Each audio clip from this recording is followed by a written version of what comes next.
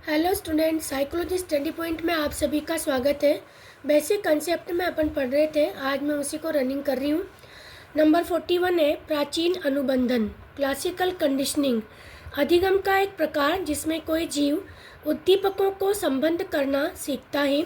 इसमें मुख्य लक्षण यह है कि मूलभूत रूप से तटस्थ लेकिन अनुबंधित उद्दीपक CS अनुबंधित उद्दीपक US के साथ बार बार युग्मित किए जाने पर वही अनुक्रिया अर्जित कर लेता है जो किसी भी अनुबंधित उद्दीपक के लिए की जाती है। नेक्स्ट, सूचना प्रक्रमण उपागम, इंफॉर्मेशन प्रोसेसिंग अप्रोच।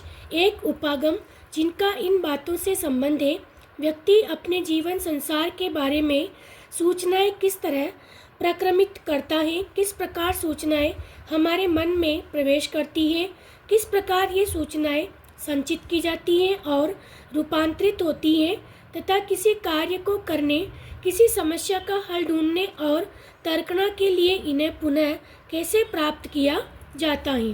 नेक्स्ट 43, क्रिया प्रसूत अनुबंधन ऑपरेंट कंडीशनिंग।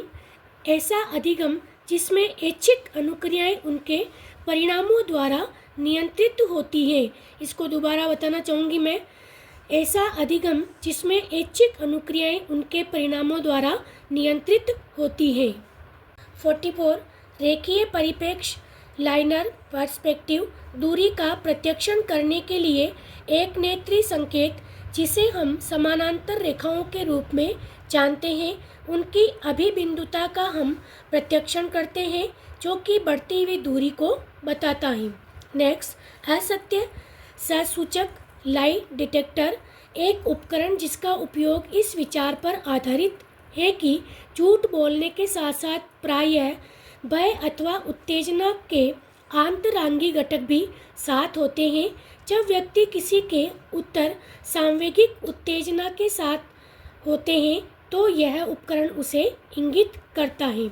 नेक्स्ट 46, अनुरक्षण पूर्वाभ्यास मेंटेनेंस रिहर्सल। किसी सूचना का सक्रियता से दोहराया जाना जो उसके अभिगम को बढ़ा सके। नेक्स्ट 47, मानस चित्रण मेंटल रिप्रेजेंटेशन। किसी उद्दीपक या उद्दीपकों के वर्ग का मानसिक प्रतिरूप होना मानस चित्रण कहलाता है। 48 है reticular activating system. Reticular activating system तंतुओं का एक सजाल जो मेरुरज्जु से शुरू होता है और मध्य मस्तिष्क से होता हुआ उच्चतर केंद्रों में हो जाता है। इसकी भूमिका अवधान और उद्वेलन में होती है। 49, पूर्व कथन या भविष्य कथन प्रिडिक्शन। पूर्ववर्ती परिवृत्तियों और अनुवर्ती घटनाओं के मध्य संबंध का वर्णन करने की वैज्ञानिक प्रक्रिया पूर्व कथन कहलाती है। भविष्य कथन समय में आगे की ओर क्रियाशील होता है जो पूर्ववर्ती परिवृत्तियों के मापन से शुरू होता है और तत्पश्चात अनुवर्ती घटनाओं के मापन का पूर्वानुमान किया जाता है। नेक्स्ट, स्वनिम फोनेमीज। किसी भाषा में ध्वनि की सबसे छोटी इकाई स्वनिम कहलाती है। 51, यादृच्छिकीकरण रेंडोमाइजेशन। एक प्रक्रिया जिसके द्वारा किसी परिवर्त्य को पक्षपात रहित ढंग से चुना जाता है या उसे किसी दशा में रखा जाता है। यादृच्छिकीकरण में यादृच्छिक संख्याओं की तालिका का उपयोग किया जाता है ताकि कोई अनुमेय क्रम स्थापित न किया जा सके। नेक्स्ट, क्रम स्थापित न किया जा सके। 52 है आवश्यकताओं का पदानुक्रम हायरार्की ऑफ नीड्स। मेस्लो का पिरामिड आवश्यकताओं को एक पदानुक्रम में प्रस्तुत करता है। अधिक मूल आवश्यकताएं जैसे शरीर क्रियात्मक एवं सुरक्षा आवश्यकता सबसे नीचे, उसके ऊपर उच्च स्तरीय आवश्यकताएं जैसे प्रेम एवं सम्मान तथा आत्मसिद्धि आवश्यकता सबसे ऊपर होती हैं। इस पदानुक्रम में ऊपर जाने के लिए व्यक्ति की मूल शरीर क्रियात्मक आवश्यकताओं की पूर्ति आवश्यक है। नेक्स्ट 53, समग्रता बनाम भग्नाशा इंटेग्रिटी वर्सेस डिस्पेयर।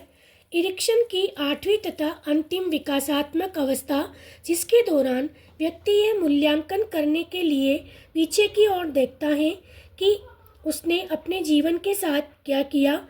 संतोष की अनुभूति समग्रता उत्पन्न करती है और असंतोष भग्नाशा उत्पन्न करती है।